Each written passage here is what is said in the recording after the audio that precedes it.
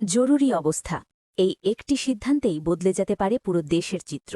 কিন্তু প্রশ্ন হল, এটা কবে, কিভাবে আর কার সিদ্ধান্তে নেওয়া হবে? জুলাই সনদের ধারা ৬-এ আনা হয়েছে বড় ধরনের পরিবর্তন।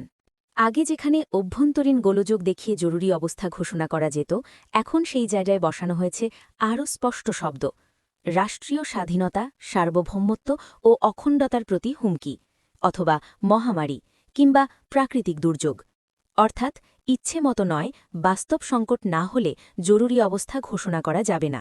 আরেকটি গুরুত্বপূর্ণ পরিবর্তন: আগে প্রধানমন্ত্রীর একক সিদ্ধান্তেই জরুরি অবস্থা জারি হতো, কিন্তু এখন পুরো মন্ত্রিসভার অনুমোদন বাধ্যতামূলক। শুধু তাই নয়, সেই বৈঠকে থাকতে হবে বিরোধী দল নেতা অথবা তার উপনেতা।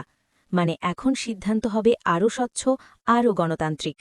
সবচেয়ে গুরুত্বপূর্ণ বিষয়, জরুরি অবস্থার মধ্যেও নাগরিকের কিছু অধিকার থাকবে অক্ষুণ্ণ। জীবন অধিকার কেউ কেড়ে নিতে পারবে না। ন্যায্য বিচার পাওয়ার অধিকার, এটাও বন্ধ করা যাবে না।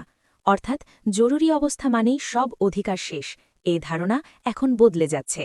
জুলাই সনদের ধারা ৬ শুধু একটি আইন নয়, এটা ক্ষমতার অপব্যবহার রোধের এক নতুন চেষ্টা। আপনি কি মনে করেন, এই পরিবর্তনগুলো কি সত্যিই জনগণের নিরাপত্তা নিশ্চিত করবে? আপনার মতামত জানান আর জানুন আপনার অধিকার।